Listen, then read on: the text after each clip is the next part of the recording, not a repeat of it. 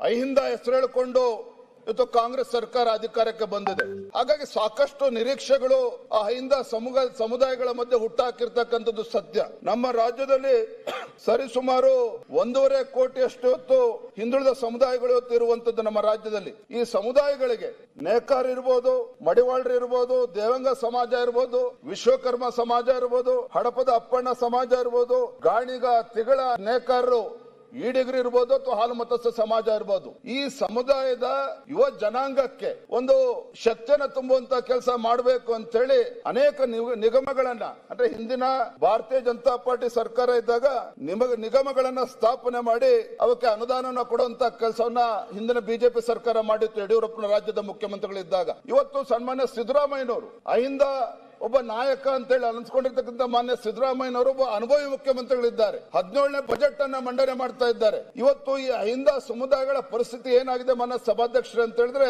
ಹಿಂದೆ ಬಿಜೆಪಿ ಸರ್ಕಾರ ಏನು ಅನುದಾನವನ್ನ ಕೊಟ್ಟಿದ್ರು ಎಲ್ಲ ಸಮುದಾಯಗಳ ಒಂದು ಅಭಿವೃದ್ಧಿಯ ನಿಗಮಗಳೇನಿದ್ದವು, ಈ ಸರ್ಕಾರ ಬಂದ್ಮೇಲೆ, ಕಾಂಗ್ರೆಸ್ ಸರ್ಕಾರ ಬಂದ್ಮೇಲೆ, ಹಿಂದೆ ಬಿಜೆಪಿ ಸರ್ಕಾರ 100 ರೂಪಾಯಿ ಕೊಡ್ತಾ ಇದ್ರೆ ಈ ಸರ್ಕಾರ ಬಂದ್ಮೇಲೆ 50 ರೂಪಾಯಿ ಕೊಡ್ತಾ ಇದೆ. 50 ರೂಪಾಯಿಲೂ ಕೂಡ ಬರೀ 50% ಹಣವನ್ನ ಬಿಡುಗಡೆ ಮಾಡಿರ್ತಕ್ಕಂಥದ್ದು. ಅಂದ್ರೆ ಇದರ ಪರಿಣಾಮ ಏನಾಗಿದೆ ಅಂತ ಹೇಳಿದ್ರೆ, ಈ ಸಮುದಾಯಗಳಿಗೆ, ಹಿಂದುಳಿದ ಸಮುದಾಯಗಳಿಗೆ ಆನೆ ಹೊಟ್ಟೆಗೆ ಅರೆಕಾಸಿನ ಮಜ್ಜಿಗೆ ಅನ್ನೋ ರೀತಿಯಲ್ಲಿ ಯಾವುದೇ ಒಂದು ಅನುದಾನ ಬರದೇನೆ ಇವತ್ತು ಈ ಸಮುದಾಯಗಳು ಅನ್ಯಾಯ ಆಗ್ತಾ ಇರ್ತಕ್ಕಂಥದ್ದು ನಾವೆಲ್ಲರೂ ಕೂಡ ನೋಡ್ತಾ ಇದ್ದೇವೆ. ಒಂದ್ ರೀತಿ ಕಾಂಗ್ರೆಸ್ ಪಕ್ಷ ಸ್ವಾತಂತ್ರ್ಯ ನಂತರದಲ್ಲಿ ಯಾವ ರೀತಿ ಅಹಿಂದ ಸಮುದಾಯಗಳನ್ನ ಬಳಸಿಕೊಂಡು ವೋಟ್ ಬ್ಯಾಂಕ್ ಆಗಿ ಪರಿವರ್ತನೆ ಮಾಡ್ಕೊಂಡಿದೆಯೇ ವಿನಃ ಇವರಿಗೆ ಯಾವುದೇ ರೀತಿ ಅನುದಾನವನ್ನು ಕೊಟ್ಟು ಆ ಸಮುದಾಯದಲ್ಲಿರ್ತಕ್ಕಂಥ ಯುವ ಪೀಳಿಗೆಗೆ ಪ್ರೋತ್ಸಾಹನ ಮಾಡೋದನ್ನ ಬಿಟ್ಟು ಯಾವ ಆದ್ಯತೆಯನ್ನು ಕೂಡ ನೀಡದೇ ಇರ್ತಕ್ಕಂಥದ್ದು ಬಹಳ ದುರಂತ ಅಂತ ಹೇಳಿ ನಾನು ಈ ಸಂದರ್ಭದಲ್ಲಿ ಹೇಳ್ತೇನೆ. ಮೊನ್ನೆ ಸಭಾಧ್ಯಕ್ಷರೇ, ಈ ನಿಗಮಗಳು ಏನ್ ಸ್ಥಾಪನೆ ಆಗಿದ್ದಾವೆ, ಇದರ ಕಾರ್ಯವೈಖರಿ ಆಗ್ಲಿ, ನಿಗದಿಪಡಿಸಿರ್ತಕ್ಕಂಥ ಫಲಾನುಭವಿಗಳ ಸಂಖ್ಯೆನ ನೀವು ನೋಡಿದ್ರೆ ಗೊತ್ತಾಗ್ತದೆ.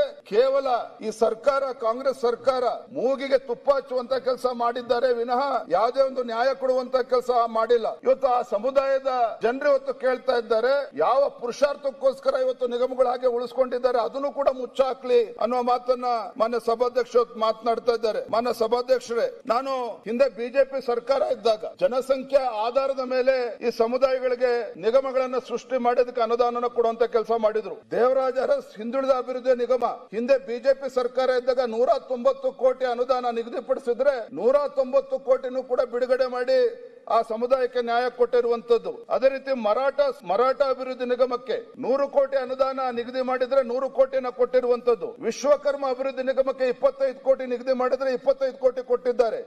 ನಿಜ ಶರಣ ಅಂಬಿಗರ ಚೌಡಯ್ಯ ಅಭಿವೃದ್ಧಿ ನಿಗಮ 15 ಕೋಟಿ ನಿಗದಿ ಮಾಡಿದ್ರೆ 15 ಕೋಟಿ ಕೊಟ್ಟಿದ್ದಾರೆ. ಮಡಿವಾಳ ಮಾಚಿದೇವ 15 ಕೋಟಿ ಹೇಳಿದ್ರೆ 15 ಕೋಟಿ ಕೊಟ್ಟಿದ್ದಾರೆ. ಒಟ್ಟಾರೆಯಾಗಿ ಹಿಂದಿನ ಬಿಜೆಪಿ ಸರ್ಕಾರದಲ್ಲಿ ಈ ಸಮುದಾಯಗಳಿಗೆ, ಹಿಂದುಳಿದ ಸಮುದಾಯಗಳಿಗೆ 576 ಕೋಟಿ ವಿವಿಧ ಬೋರ್ಡ್ಗಳಿಗೆ ಕೊಟ್ಟಿದ್ರೆ, ನಿಗದಿ ಮಾಡಿದ್ರೆ 576 ಕೋಟಿನೂ ಕೂಡ ಮಾನ್ಯ ಸಭಾಧ್ಯಕ್ಷ ಬಿಡುಗಡೆ ಮಾಡಿದ್ದಾರೆ. ಆದ್ರೆ 2023-24ರ ಈ ಕಾಂಗ್ರೆಸ್ ಸರ್ಕಾರ ಬಂದ ಮೇಲೆ ದೇವರಾಜ ಅರಸ್ ನಿಗಮಕ್ಕೆ 100 ಕೋಟಿ ರೂಪಾಯಿ ಹೇಳಿದ್ರೆ ಕೇವಲ ಬಿಡುಗಡೆ ಮಾಡಿರ್ತಕ್ಕಂಥದ್ದು 50 ಕೋಟಿ, ಅದರಲ್ಲಿ ವ್ಯಯ ಆಗಿರ್ತಕ್ಕಂಥದ್ದು ಕೇವಲ 50% ಮಾತ್ರ. ಅದೇ ರೀತಿ ಮರಾಠ ಸಮುದಾಯಕ್ಕೆ 50 ಕೋಟಿ ಹೇಳಿದ್ರೆ 25 ಕೋಟಿ ಕೊಟ್ಟಿದ್ದಾರೆ. ಅಲೆಮಾರಿ ಅಭಿವೃದ್ಧಿ ನಿಗಮಗಳಿಗೆ 12 ಕೋಟಿ ಕೊಟ್ಟು ಅದರಲ್ಲಿ 6 ಕೋಟಿ ಮಾತ್ರ ರಿಲೀಸ್ ಮಾಡಿದ್ದಾರೆ. ಮಡಿವಾಳ ಮಾಚಿದೇವ 9 ಕೋಟಿ ರೂಪಾಯಿ ಹೇಳಿದ್ರೆ ಕೇವಲ 4.5 ಕೋಟಿ ಕೊಟ್ಟಿದ್ದಾರೆ. ರಾಜ್ಯ ಕಾಡುಗೊಲ್ಲ ಅಭಿವೃದ್ಧಿ ನಿಗಮ 15 ಕೋಟಿ ಹೇಳಿದ್ರೆ ಕೇವಲ 7.5 ಕೋಟಿ ಇವತ್ತು ಕೊಟ್ಟಿರ್ತಕ್ಕಂಥದ್ದು. ಹಿಂದಿನ ಬಿಜೆಪಿ ಸರ್ಕಾರ ಕಾಡುಗೊಲ್ಲ ಅಭಿವೃದ್ಧಿ ನಿಗಮಕ್ಕೆ 20 ಕೋಟಿ ಹೇಳಿದ್ರೆ 20 ಕೋಟಿನೂ ಕೂಡ